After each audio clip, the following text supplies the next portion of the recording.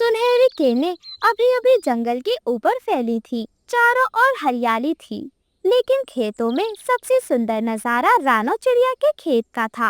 रानो चिड़िया के खेत में लाल लाल टमाटरों की टहनियाँ झुकी हुई थी। रानो चिड़िया अपने छोटे छोटे परों से पूरी मेहनत करने में लगी हुई थी। वह अपने हर पौधे से बात कर रही थी, जैसे वो इसकी खेती का हिस्सा नहीं, उसके ही बच्चे हों। वहीं दूसरी तरफ कालू कौवा अपनी टूटी हुई टहनी पर आराम से बैठा हुआ था। कालू कौवा नींद में था। उसके पर में आधा समोसा था, जो शायद उसने आधा खा लिया था। तभी गौरी कवि उसे आवाज देती है, कालू, ओ सोने के राजा, जरा देख तो, सामने रानो कितनी मेहनत कर रही है। अरे सूरज चढ़ाया है और तू अब तक औंधे मुंह पड़ा है। कुछ शर्म कर कालू।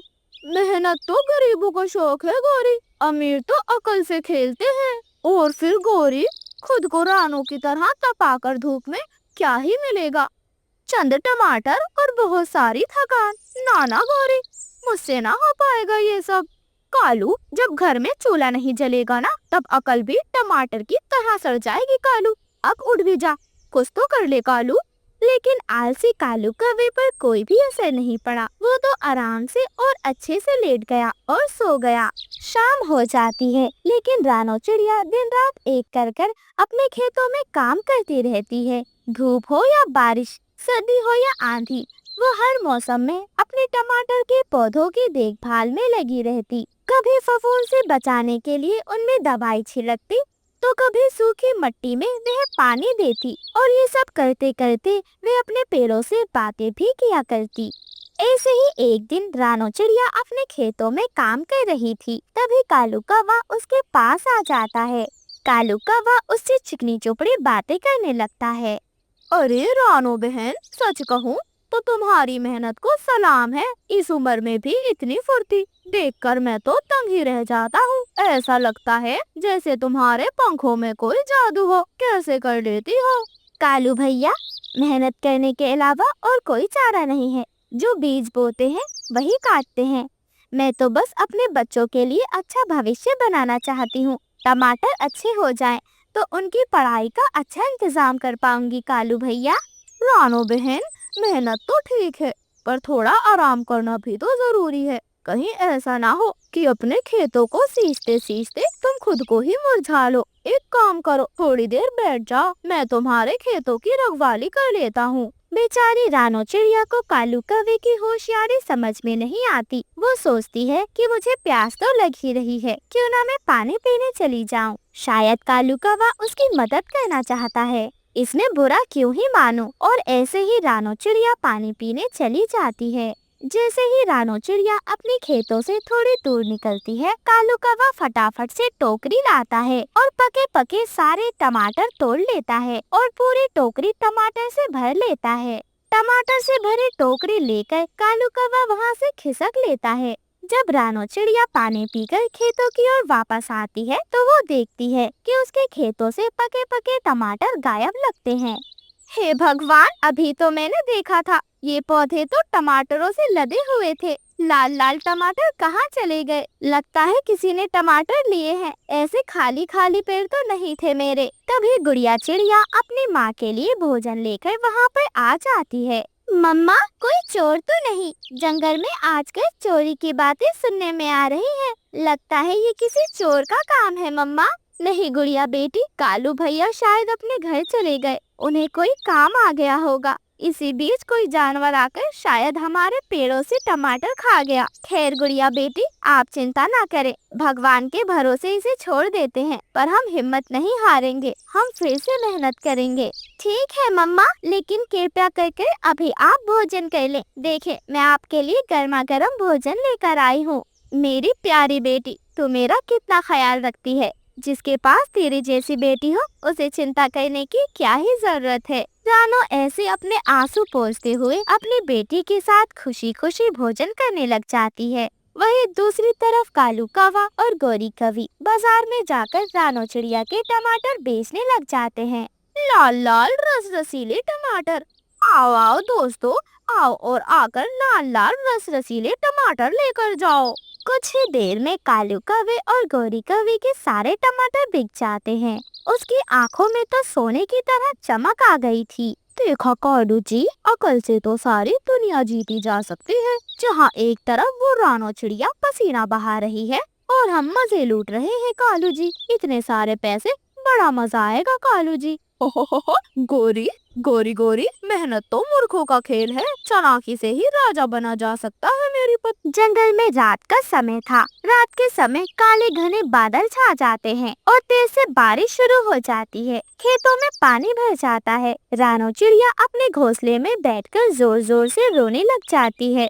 हे प्रभु, मैंने कभी किसी का बुरा नहीं किया, फिर भी मेरी मेहनत क्यों बर्बाद हो रही है। क्या सच्चे दिल से की गई मेहनत का कोई मोल नहीं होता भगवान जी। उसकी बातें सुनकर पास बैठी एक छोटी नन्ही चमचमाती तितली उसके पास आ जाती है। मत रो रानो दीदी, वक्त चाहे कितना भी कठिन क्यों ना हो, सच्चाई और मेहनत का फल देर से सही पर मीठा होता है। सब्र करो, सुबह नहीं होगी। सुबह हो जाती है। सुबह होते ही जंगल के राजा शेर सिंह ने चोरी की खबर सुनी और अपनी सेना को भेज दिया। चला कालू कुत्ता अपनी नाक से सूंघता हुआ सीधे कालू और गोरी के घर में पहुंच गया। वह कालू और गोरी को पकड़कर सीधे शेर सिंह के पास पेश करता है। कालू गोरी, तुमने मासूमों की मेहनत को लूटा है। याद रखो, चोरी से पाया गया सुख हमेशा दुख में बदलता है। जंगल का नियम है, जो गलत करेगा उसे दंड मिलेगा।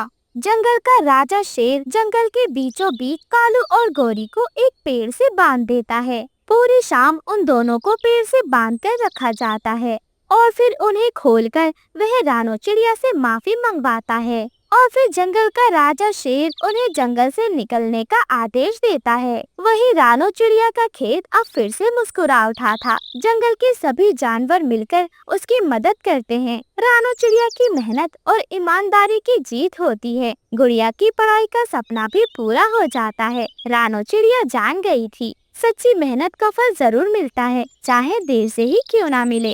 अब गुड़िया और रानो चिड़िया दोनों एक साथ हंसी खुशी रहने लग जाती हैं। कालू कौवा सारा दिन गोरी कवि के पीछे पड़ा रहता था।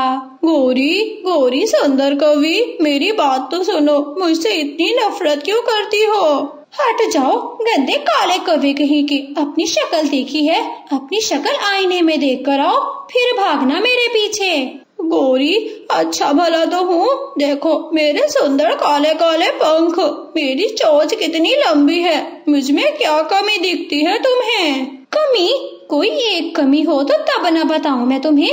हट जाओ मेरे रास्ते से। मैं तो जवान सुंदर कवि हूँ, तुम तो बूढ़े कवि हो। मैं नहीं करूँगी तुमसे शादी। तुम्हें पता भी है कि शादी के बाद मैं तुमको कितना खुश रखूंगा। अरे कर लो ना मुझसे शादी, खुद को खुशकिस्मत कहती फिरोगी तुम बाद में। कालू साहिब जी, अभी तो फिलहाल खुद को बदकिस्मत कह रही हूँ। लगता है काली बिल्ली ने रास्ता काट लिया था मेरा, कि सुबह ही सुबह तुमसे मत्था पड़ गया मेरा। सोच समझ कर बात किया करो। मैं गुस्सा नहीं करता तो इसका मतलब ये नहीं कि मुझे गुस्सा नहीं आता। अच्छा, लगता है मुझे डंडा उठाना पड़ेगा। डंडे का नाम सुनते ही कालू कौवा वहाँ से निराश होकर चला जाता है।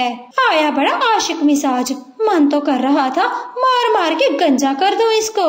गोरी कवि जंगल की सबसे नखरेबाज कवि थी। वो किसी भी कवि को अपने म्यार का नहीं समझती थी। क्या करूं, ऐसा क्या करूं कि गोरी मुझसे खुश हो जाए, मुझसे शादी कर ले। मुझे अच्छी लगती है, उसके सिवा मैं किसी और से शादी नहीं करूंगा। कालू कौवा बहुत परेशान हो जाता है और परेशानी के आलम में वो अपने दोस्त उल्लू के पास जाता है। मेरे प्यारे मित्र उल्लू, मुझे समझ नहीं आती कि मैं क्या करूं। मुझे कभी कभी लगता है कि अपने गमों में, अपने दुखों में अकेला हूँ मैं। तुमने कभी मुझसे पूछा भी नहीं कि मैं किस हाल में हूँ। यार कौवे, तुम मुझ पे गुस्सा क्यों निकाल रहे हो? तुम्हें तो पता है, अरे रात भर चोरियां करना और फिर दिन भर नींद करना, मेरी तो ये रूटीन है। बताओ क्या मसला हो गया है फिर तुम्हें? उल्लू, कैसे मित्र हो? तुम्हारी चोरियां बड़ी हल्की हैं। किसी दिन गोरी की चोरी करो, फिर मैं मानूंगा तुमको। अरे वो जंगल की चालाक कवि, मुझे लगता है वो भी मेरी तरह रात भर अपने सामान की हिफाजत के लिए जागती होगी। वो पागल कहीं के, मुझे उसके सामान से नहीं बल्कि उससे शादी करनी है। किसी दिन उसी को ही चोरी करके ले आओ तुम।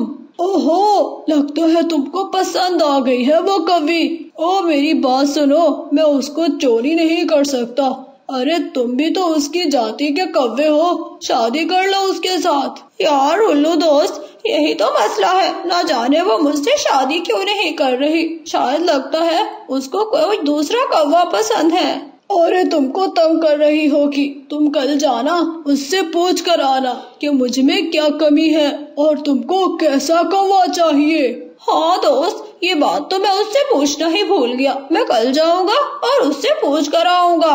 ये कहकर कालू कौवा वहाँ से चला जाता है और फिर अगली सुबह ही सुबह कालू अपने घोंसले में जल्दी ही उठ जाता है।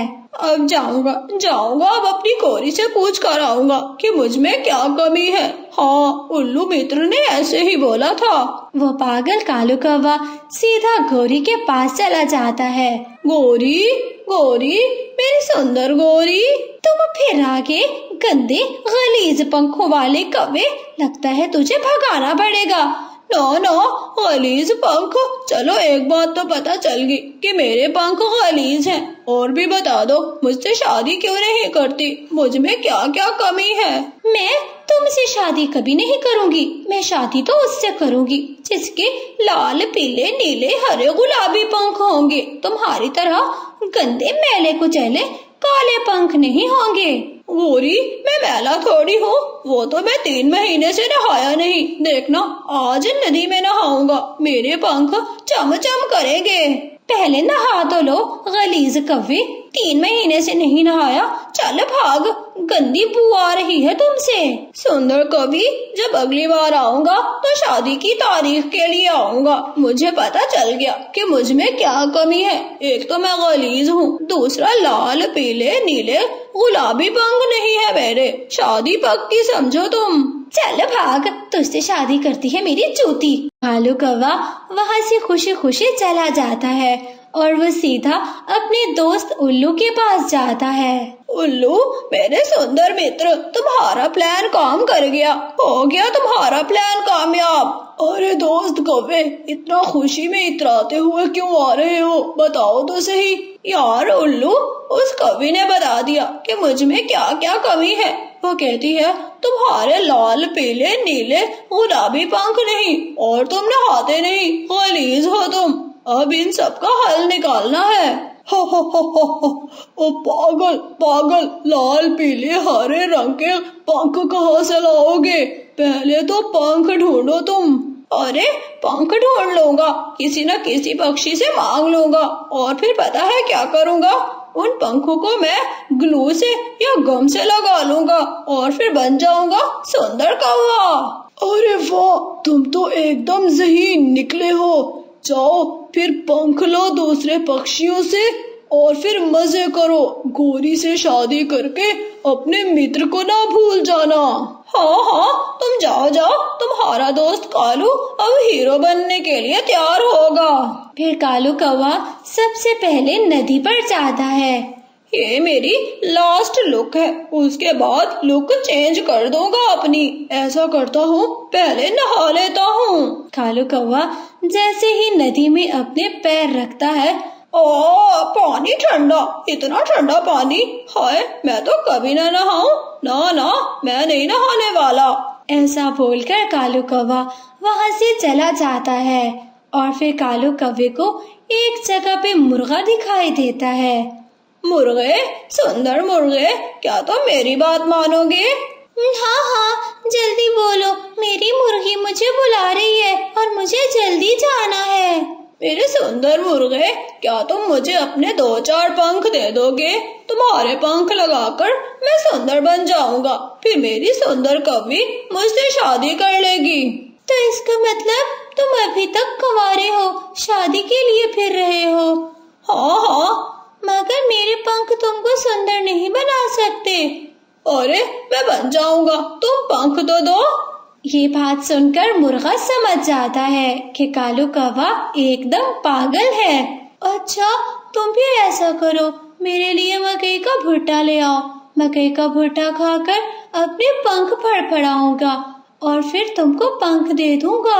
हाँ ठीक है, अभी लेकर आता हूँ मकई का भुट्टा। इसी जगह पर रहना, कहीं जाना नहीं। कालू कौवा वहाँ से सीधा मकई का भुट्टा लेने के लिए चला जाता है। वो इंसानों की बस्ती में जाता है। हाँ, किसान का खेत देखो मकई के भुट्टों से भरा हुआ है। एक भुट्टा चोरी कर लेता हूँ मैं। कालू कौवा किसान के खेत में जाता है। एक भुट्टा पहले खुद खा लूं, दूसरा भुट्टा मुर्गे के लिए लेकर जाऊंगा। कालू पेट भरकर मकई का भुट्टा खाता है और फिर एक मकई का भुट्टा तोड़कर वो उड़ने ही वाला था कि पीछे किसान आ जाता है। किसान किसान, भागना होगा मुझे। कालू कौवा बहुत तेज उड़ता है मगर वो किसान उसकी जान नहीं छोड़ता। किसान भागने लगता है। फिर किसान अपना डंडा जोर से ऊपर की ओर फेंकता है। कालू कौवा उस डंडे से बाल बाल बचकर वहां से निकल जाता है। बच गया, आज तो बच गया। अगर आज ना बचता तो मारा जाता। डोली चढ़ने से पहले अपनी चीता ही जलवा बैठता मैं। कालू कौवा वहां से जाता है और फिर सीधा मुर्गे को जाकर वो मकई का भुट्टा दे देता है। लो मुर्गे जी, मकई का भुट्टा लो। अब मकई का भुट्टा खाने के बाद मुझे जल्दी से अपने पंख दे दो। वो मुर्गा बहुत मजे से मकई का भुट्टा खाता है। अब मैंने मकई का भुट्टा खा लिया है और फिर मैं आपको अपने पंख दे देता हूँ। फिर मुर्गा अपने 3 पंख कालू कौवे को दे देता है। मुर्गे जी, तुम्हारा बहुत बहुत शुक्रिया। अब मैं तुम्हारी तरह सुंदर बनूंगा। जाइए जाइए और भाभी को पटाइए। खुशी खुशी पंख लेकर कालू कौवा वहाँ से चला जाता है। कालू कौवा बहुत खुश था। अपने घोंसले में बैठकर वो कुछ बातें करता है। कल जाऊंगा चिड़िया के पास, पीले पंख उसके लूंगा। फिर जाऊंगा तोते के पास, हरे पंख उसके लूंगा। बस हो गया मेरा काम। बड़े मजे मजे से मैं सुंदर कौवा बन जाऊंगा। फिर गोरी मेरी आशिक बन जाएगी। हो, कितना मजा आएगा। फिर सुबह हो जाती है और फिर सुबह ही सुबह कालू कौवा अपने दोस्त मिट्ठू तोते के पास जाता है। तोते, मेरे सुंदर भाई तोते। कौवे, बताओ किस काम से आए हो? लगता है फिर कोई काम पड़ गया तुम्हें। हाँ मेरे प्यारे दोस्त तोते, वो ये कहने आया था कि तुम कितने सुंदर हो। मुझे पता है इस बात का, दूसरी बात बोलो। यार तो एक काम है तुमसे। हाँ, काम की तरफ आओ। सब जानता हूँ, फजूल के मक्खन ना लगाया करो। यार तोते, क्या तुम मुझे अपने पंख दे दोगे? हाँ दे दूंगा, मगर एक शर्त पर दूंगा। हाँ बताओ शर्त। वो क्या है ना कि मेरी शादी नहीं हो रही थी। मैं जिस कवि से प्यार करता हूँ वो कहती है तुम्हारे पंख लाल पीले नीले गुलाबी होने चाहिए। तो फिर ठीक है, मैं तुमको पंख दे दूंगा, मगर उसके बदले में तुमको मेरे घर की सफाई करनी होगी। तोते का घर तो बहुत गंदा हो रहा था। कालू कौवा झाड़ू उठाता है और फिर अच्छे से तोते के घर की सफाई करता है। हो गई सफाई। यार तोते, तुम्हारा घर तो चम चम चम कर रहा है। हाँ वाकई में, तुम तो बहुत अच्छी सफाई कर लेते हो। लो ये पंख ले जाओ और फिर हमारी भाभी को घर ले आओ। ऐसा बोलकर तोता उसको अपने पंख देता है। यार दोस्त, तुम्हारा बहुत बहुत शुक्रिया। ये एहसान कभी नहीं भुला पाऊंगा। कालू कौवा वो पंख लेकर वहाँ से चला जाता है। मुर्गे के पंख हो गए और फिर ये वाले तोते के हो गए। अब जाता हूँ चिड़िया के पास, चिड़िया भी अपने पंख दे देगी। फिर कालू कौवा चिड़िया के पास जाता है। चिड़िया, मेरी सुंदर बहन चिड़िया, तुम कितनी अच्छी और दयालु हो। कौवे भैया, लगता है आपका कोई काम पड़ गया है, आप अपना काम बताइए। चिड़िया बहन, वो मुझे तुम्हारे कुछ 3 से 4 पंख चाहिए थे, अपने पंख दे दो। कौवे भैया, क्या मैं पूछ सकती हूँ कि आपने पंखों का क्या करना है? हाँ चिड़िया, वो है ना दूसरे जंगल वाली गौरी कवि, मैं उससे बहुत प्यार करता हूँ, उससे शादी करना चाहता हूँ। वो कहती है कि अपने पंख दे, वो कहती है कि तुम्हारे पंख लाल पीले नीले गुलाबी जब तक नहीं बनेंगे तब तक शादी नहीं करूँगी। कवि भैया, वो कवि बहाना बना रही है। अगर उसको शादी करनी होगी तो वो अच्छी तरह समझ जाएगी कि कौवों की जात काली होती है और पंख भी काले, वो भी तो काले पंखों वाली कवि होगी। चिड़िया, अगर उसको मेरे से सुंदर और जवान कौवा मिल गया, मैं फांसी ले लूंगा, क्योंकि मैं शादी उसी से ही करूंगा। हट जाओ कवि, तुमने तो दिमाग अपना बेचकर खा लिया है, पर मेरा इतना दिमाग नहीं कि तुमको समझाती फिरूं। हटो मेरे रास्ते से। ये कहकर रानो वहाँ से चली जाती है और फिर कालू कौवा बहुत उदास हो जाता है। चलो कोई नहीं, थोड़ा सा रंग ले लूंगा, अपने पंखों पे रंग लगा लूंगा पीले कलर का। फिर कालू कौवा सीधा चाचा कबूतर की दुकान पर जाता है। कबूतर चाचा, क्या तुमसे गम मिल जाएगी? हाँ, मुझसे गम तो मिल जाएगी, पर ये भी बता दो कि तुमने गम का करना क्या है। मुझे ये बताओ, कोई तुमसे सौदा लेकर जाए, तुम पहले ये पूछते हो कि सौदे का क्या करना है? नहीं नहीं, ये पूछना मेरी जिम्मेदारी नहीं है। चलो ठीक है, गम ले जाओ और पूरे 200 रुपए की गम है ये। 200 रुपए? तुमने तो अपना रेट भी साथ में लगा दिया। मैं तुम्हें नहीं लेकर जा रहा, बल्कि तुम्हारी दुकान में से गम लेकर जा रहा हूँ। ये लो 100 रुपए। कालू कौवा गम लेकर वहाँ से चला जाता है। वो दूसरे पंख जो उसने मांग कर लिए थे वो उठाकर गम लेकर सीधा किसी वीराने में जाता है और फिर नदी के पास जाकर अब पंख लगाना शुरू कर देता है। लग गए, मेरे सुंदर पंख लग गए, मैं कितना प्यारा लग रहा हूँ। फिर वो नदी में अपना अक्स देखता है। वाह वाह कालू कौवे, तुम जैसा हीरो तो फिल्मों में भी नहीं होता। मुझे छुप छुपा कर जाना होगा, कहीं थिएटर ड्रामे वाले या फिल्मों वाले ना ले जाए मुझे पकड़कर। वो नकली के पंख लगाकर कालू कौवा तो बहुत इतरा रहा था। अब जाता हूँ अपनी गौरी के पास।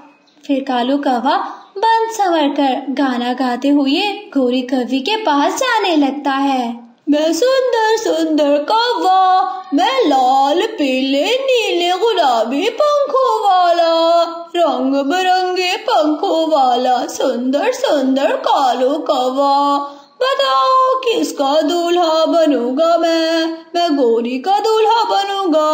ला ला ला ला ला। ऐसे गाते हुए कालू कौवा गौरी के घर के बाहर जाकर पहुंच जाता है। गौरी अपने घर में बैठी हुई थी। गौरी, मेरी सुंदर गौरी, दरवाजा खोलो, तुम्हारा कालू आया, तुम्हारा हीरो आया। जरा बाहर तो आकर देखो, कितने सुंदर पंख है मेरे। गौरी घर से बाहर आती है। हाय, मैं मर गई, ये कौन आ गया?